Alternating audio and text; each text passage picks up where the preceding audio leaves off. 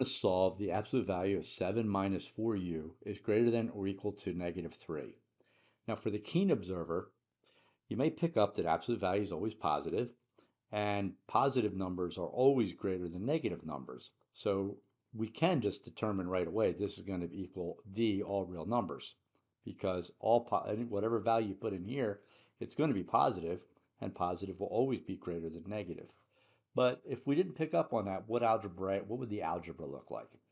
Well, if I factor out a -1, I'm going to have the absolute value of 4u minus 7. And that has to be, well, that's going to be greater than or equal to negative 3. So considering the two cases, 4u minus 7 has to be less than or equal to positive 3. And that's going to leave me with u is less than or equal to 2.5. Or I can have 4u minus 7 has to be greater than or equal to negative 3.